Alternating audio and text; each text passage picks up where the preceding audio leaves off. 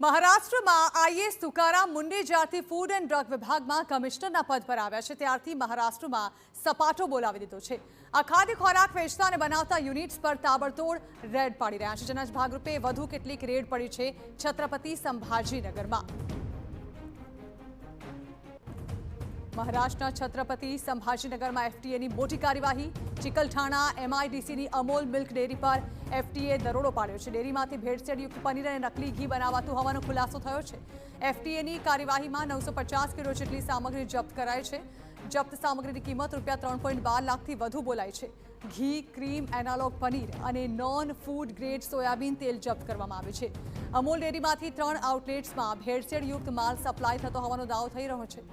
લક્ષ્મી ડેરીના આઉટલેટ્સમાંથી ઘીના સેમ્પલ લેવામાં આવ્યા છે। હાલ અમૂલ મિલ્ક ડેરીનું ઉત્પાદન યુનિટ અને લાયસન્સ સસ્પેન્ડ કરાયું છે, તો એફડીએ અમૂલ ડેરી બંધ કરાવવાની કાર્યવાહી હાથ ધરી છે। ઉલ્લેખનીય છે કે સેફ ફૂડ સેફ મહારાષ્ટ્ર અભિયાન હેઠળ ફૂડ વિભાગ સમગ્ર મહારાષ્ટ્રમાં ચેકિંગ અભિયાન હાથ ધરી રહ્યું છે।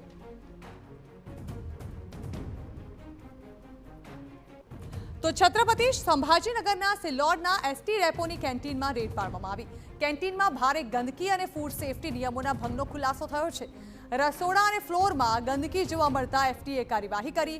એફટીએ સિલ્લોડ એસટી ડેપોની કેન્ટીન બંધ કરાવવાની કાર્યવાહી કરી। કેન્ટીનની દિવાલોની સ્થિતિ પણ ખરાબ હોવાનું સામે આવ્યું છે। બારીઓમાં જાળી નહીં હોવાની પણ એફટીએની તપાસમાં જાણકારી મળી છે। કેન્ટીન પાસે પાણીની તપાસનો રિપોર્ટ ઉપલબ્ધ નહોતો। ખાદ્ય સામગ્રીની ખરીદીના રેકોર્ડ પણ અધૂરા મળ્યા છે।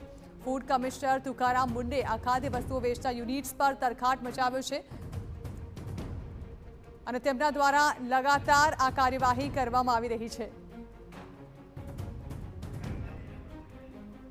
હવે જોઈએ વોલ ગ્રાફિક્સ દ્વારા અત્યાર સુધી તુકારામ મુંડેનો કેવો રહ્યો છે એક્શન મોડ।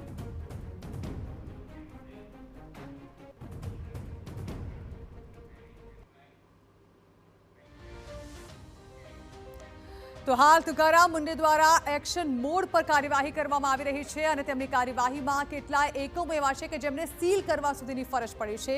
આ ખાદ્ય ખોરાકનો નાશ કરવામાં આવી રહ્યો છે। અત્યાર સુધી શું એક્શન લેવામાં આવે છે તેની વાત કરવામાં આવે તો અત્યાર સુધી કુલ 1100થી પણ વધુ રેડ અને તપાસ કરી કડક કાર્યવાહી કરવામાં આવી છે અને હજુ આ કાર્યવાહી આગામી દિવસોમાં પણ યથાવત રાખવામાં આવશે। ખાસ તો દૂધમાં ભેળસેળ કરતી જે ડેરીઓ છે તેના પર દરોડા પાડવામાં આવ્યા છે। સિન્થેટિક મિલ્સ યુનિટ્સ પર દરોડો પાડવામાં આવ્યા છે અને આ કાર્યવાહી દરમિયાન કેટલાક યુનિટ સીલ કરવાની પણ કાર્યવાહી કરવામાં આવી છે। ખાસ કરીને નકલી પનીર, એનાલોગ ચીઝ અને ભેળસેળયુક્ત ઘીના જથ્થા અહીંથી જપ્ત કરી લેવામાં આવ્યા છે। તો સાથે જ મુંબઈની જાણીતી હોટેલ્સ અને રેસ્ટોરાંના કિચનની સઘન તપાસ કરવામાં આવી છે। નિયમોના ભંગ બદલ હોટેલ રેસ્ટોરન્ટના લાયસન્સ પણ સસ્પેન્ડ કરી દેવામાં આવ્યા છે અને કડક કાર્યવાહી કરાઈ છે।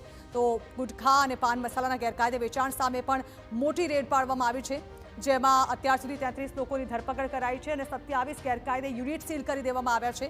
આશરે ₹20.48 કરોડની ગેરકાયદે સામગ્રી જપ્ત કરવામાં આવી છે અને આ કડક કાર્યવાહી જે છે તે આખા મહારાષ્ટ્રમાં કરવામાં આવી રહી છે, જેના કારણે હવે મહારાષ્ટ્રમાં સપાટો બોલાવી દેવાયો છે અને હજુ આગામી દિવસોમાં આ જ પ્રકારે કાર્યવાહી યથાવત રહેવાના અંદેશા મળી રહ્યા છે।